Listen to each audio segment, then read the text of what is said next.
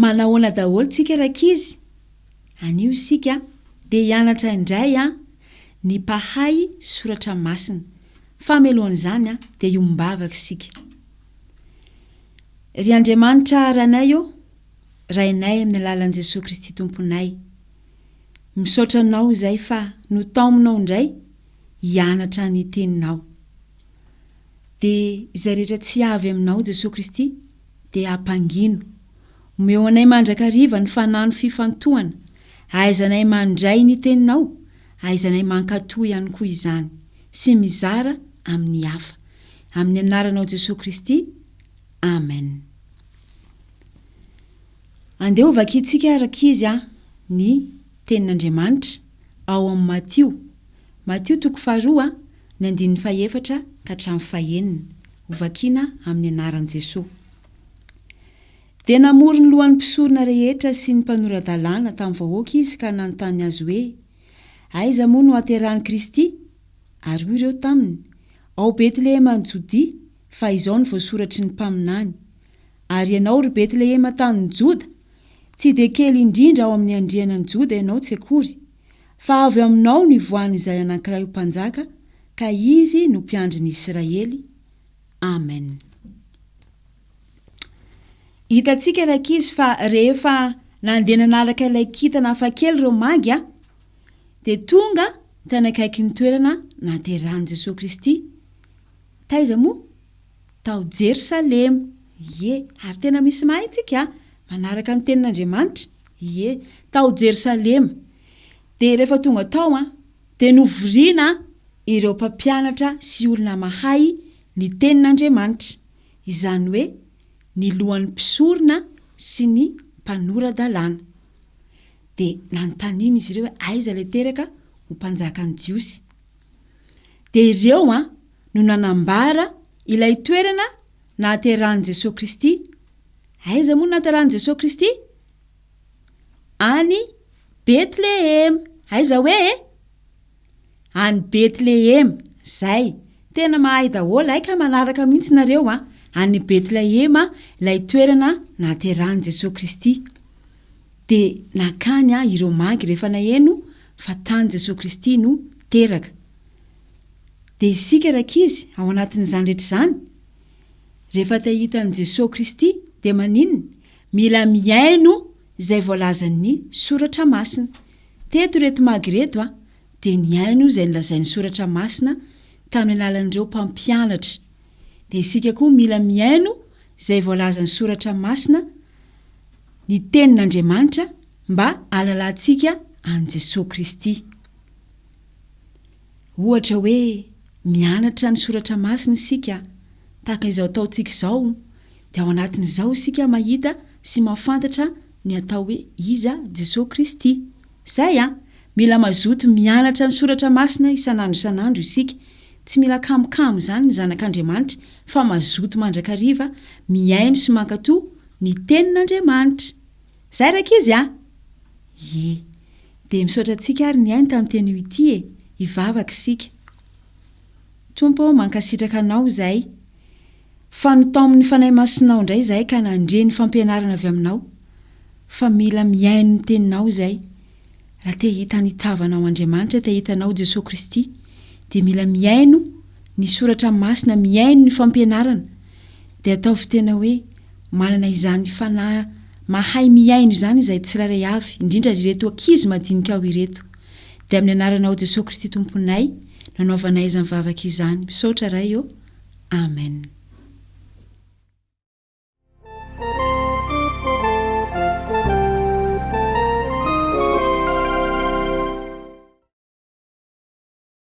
Malala rehetra amin'ny tompo ampitombona mandrakariva amintsika rehetra ny fahasoavana sy ny fiadanana. Afan'Andriamanitra raintsika sy Jesosy Kristy tompontsika. Hivavaka isika. Fifaliana manampy fifaliana. Andriamanitro izany miaradalana aminao, io akaikinao. Fa tsy hoe akaikinay fotsiny ianao fa mitoetra ao anatinay ianao ka manome anay ny hanina sahaza indray. Soatra tompo fa manana anjara amin'ny teninao izay iveloman'ny olona, manana anjara amin'izany indray zahay. amin'ity ora sy fotoana ity. Amin'ny anaran'i Kristy Jesosy. Amen. Ny ten'Andriamanitra izay voalahatra amin'ny mofinahy nanjarantsika ravana amin'ity alakamisy 20 Desambra 2024 ity. Dia arak'izay hita ao amin'ny ohabolana fahavalo ny andininy 12 hatramin'ny 120. Ohabolana fahavalo ny andininy 12 hatramin'ny 120. Milaza toy izao zany ten'Andriamanitra izany. Ny anaran'ny Tompo. Izaho fahendrena dia miaramonina mitsaina, ary hitan'ny fahalalako ny fisainana mazava. Ny fankalana ny ratsy no fahatahorana an Jehova, ny fiavinavonana sy ny firariana sy ny lalana ratsy, ary ny vava fandainga dia samy halako avokoa. Ny fisainana sy ny fanambinana, izaho no fahalalana, izaho no manan-kery, izaho no anjakan'ny mpanjaka sy andidian'ny mpanapaka araka ny rariny. Izaho no anapahany andrian-dahy sy ny lehibe dia ny mpitsara rehetra amin'ny tany. Tiako izay tia, ary izay fatrapitadiady ahy hita. Ato amiko ny arena sy ny voninahitra, eny ny arena mateza sy ny fahamarinana. Ny vokatro dia tsara noho ny volamena, eny noho ny tena volamena aza, ary ny fitombohan'ny hareko mihoatra noho ny volafotsy voafanto.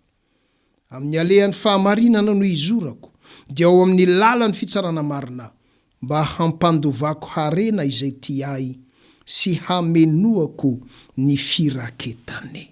Ray masonao manamasinanay amin'ny fahamarinana, ny teninao ny fahamarinana. Amen.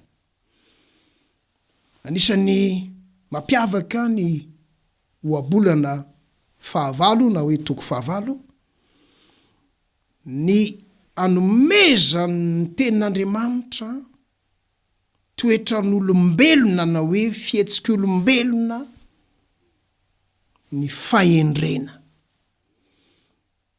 Na teo anivon'ny filozofia grika, na teo anivon'ny kolotsaina sy ny fahalalana jiosy, dia nanana anjara toerana lehibe ny fahendrena.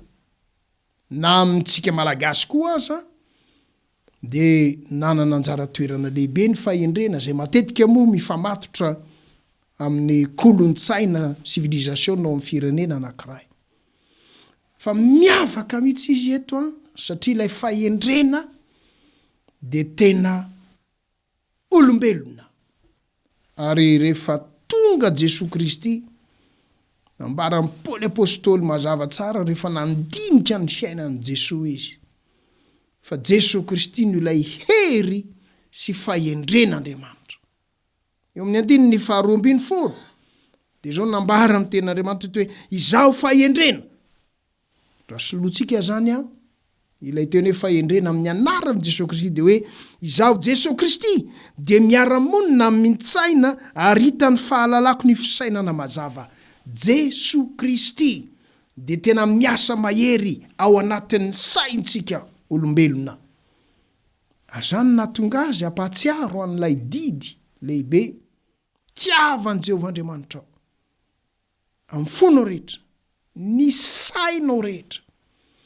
Anisan'ny mananjara toerana lehibe ao anatin'ny fiainantsika olombelona, indrindra tao anatin'ny taonjato vitsivitsy, ny fiasakazan'ny saina, manao fikarohana maro samihafa mba hanatsarana hono zany ny fiainan'ny zanak'olombelona, mba amana olana ny fiainan'ny zanak'olombelona.